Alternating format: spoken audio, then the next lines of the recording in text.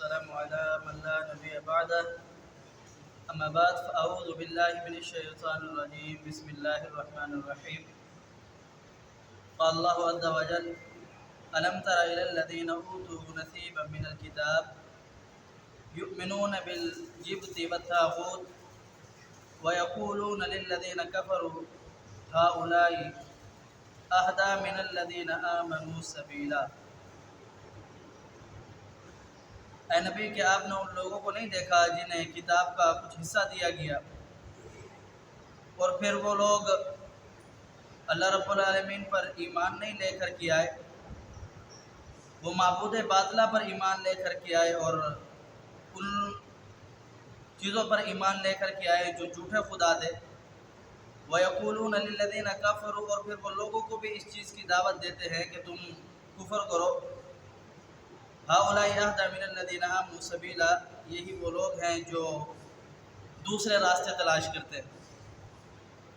اس آیات مبارکہ کے اندر بھی اللہ رب العالمین گزشتہ آیات کی طرح یہود کی مذمت کو بیان فرما رہے ہیں کہ یہ یہود و نصارہ ایسی قومیں ہیں جو لوگ دعوت و جناب ابراہیم علیہ السلام کی پیروی کا کرتے ہیں، اور ان کے اعمال ایسے ہیں کہ یہ کتاب ان کے پاس آ جانے کے بعد، ہدایت ان کے پاس آ جانے کے بعد، روشنی ان کے پاس آ جانے کے بعد، اللہ کا کلام ان کے پاس آ جانے کے بعد یہ پھر بھی شرک کرتے ہیں، اور شرک کرتے ہی نہیں ہیں، لوگوں کو بھی شرک کا دعوت دیتے ہیں۔ اس سے بڑے اور شرک کیا ہوگا کہ یہ عیسائی کہے کہ عیسیٰ علیہ السلام معاذ اللہ اللہ کے بیٹے۔ اس سے بڑا اور شرک کیا ہوگا کہ یہودی کہے جناب عزیر علیہ السلام معاذ اللہ اللہ کے بیٹے۔ اس سے بڑا تو کوئی اور شرک ہے نہیں۔ اللہ رب العالمین وحدہ لا شریک ہے، وہ کہتے ہیں قل هو اللہ احد اللہ الصمد لم یلد ولم یولد ولم یکن له کفوا احد۔ اللہ واحد ذات ہے، اکیلی ذات ہے، کوئی اس کا ہمسر ثانی نہیں ہے، نہ اس کو کسی نے جنا ہے نہ اس سے کوئی جنا گیا ہے۔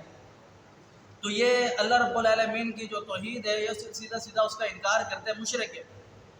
اور اللہ رب العالمین نے فرمایا کہ پیچھے آپ نے سنا میں سب کو معاف کر دوں گا، جسے چاہوں میں سزا دے کے معاف کروں، جسے چاہوں میں بغیر سزا دیے معاف کر دوں۔ میں رب ہوں، میں مالک ہوں، مجھ سے کوئی نہیں پوچھ سکتا، لیکن میں اسے کبھی بھی معاف نہیں کروں گا جس نے میرے ساتھ کسی کو شریک ٹھہرایا۔ جناب لقمان علیہ السلام اپنے بیٹوں کو نصیحت کرتے ہیں، فرماتے ہیں کہ وَإِذْ قَالَ لُقْمَانُ لِابْنِهِ وَهُوَ يَعِظُهُ يَا بُنَيَّ لَا تُشْرِكْ بِاللَّهِ إِنَّ الشِّرْكَ لَظُلْمٌ عَظِيمٌ۔ ان کی اس نصیحت کو اللہ رب العالمین نے قرآن بنا کر اتار دیا کہ کل آنے والی امتیں، نسلیں، قومیں، افراد، اشخاص اس کو پڑھتے رہو اور اس واقعہ سے نصیحت حاصل کرتے رہے۔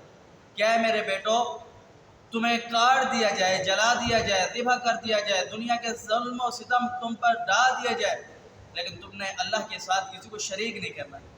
کیوں؟ ان الشرک لظلم عظیم، شرک جو ہے یہ ظلم ہے۔ اور جناب نبی کریم صلی اللہ علیہ وسلم کی حدیث ہے الظلم ظلمات فیہ یوم القیامہ، قیامت کے دن یہ ظلم ہے کئی اندھیروں کی شکل میں ہوگا، کہیں پلسرات کا اندھیرا، کہیں روز معاشر کے میدان کا اندھیرا، کہیں حساب و کتاب کا اندھیرا، اور کہیں جہنم کے اندر اندھیرا، کہیں یہ کہ اب جل رہے ختم ہو جائیں گے، عذاب سے چھٹکارا مل جائے گا، لیکن پھر کوئی جسم کوئی اس چیز کا اندھیرا۔ اللہ فرماتے ہیں کہ الظلم ظلمات فی یوم القیامہ، کہ یہ قیامت کے دن جو ظلم ہوگا، اندھیرا ہوگا، یہ ظلم کئی اندھیروں کی شکل میں ہوگا۔ اور اللہ رب العالمین فرماتے ہیں کہ یہ جو شرک ہے یہ ظلم ہے اور ظلم اندھیرا ہے، اور سیدھی بات یہ ہے کہ یہ جو شرک یہ جہنم میں جانے کا سبب ہے۔ جس شخص نے شرک کیا اس کے اعمال بھی برباد اور اس کی یہ محنتیں بھی برباد، اور آخرت میں بھی وہ اللہ رب العالمین کے سامنے پشیمان ہوگا، شرمندہ ہوگا کہ میں جو عمل کر کے آیا ہوں وہ اللہ رب العالمین کے لے کر کے بھی نہیں آیا ہوں، کسی دوسرے کے لے کر کے آیا ہوں۔ تو اللہ رب العالمین نے اس آیات کے اندر یہود کی مذمت بیان فرمائی ہے، عیسائیوں کی مذمت بیان فرمائی ہے کہ یہ لوگ اپنے آپ کو ابراہیمی کہتے ہیں، یہ لوگ اپنے آپ کو اللہ رب العالمین کا چہیتا، لاڈا کہتے ہیں، لیکن ان کے جو اعمال ہیں، ان کے جو نظریات ہیں، ان کے جو عقائد ہیں، وہ اللہ رب العالمین نے جو کتاب ان کو دی تھی اس کتاب کے برعکس ہے۔ تو آپ نبی پریشان نہ ہوئیے، اللہ پاک نے مسلمانوں کو دلاسا بھی دیا ہے اور مسلمانوں کو یہ وعید بھی سنائی ہے کہ شرک نہ کرنا۔ اللہ پاک سمجھنے عمل کی توفیق دے۔ اقول قولی ھذا استغفر اللہ لی ولکم۔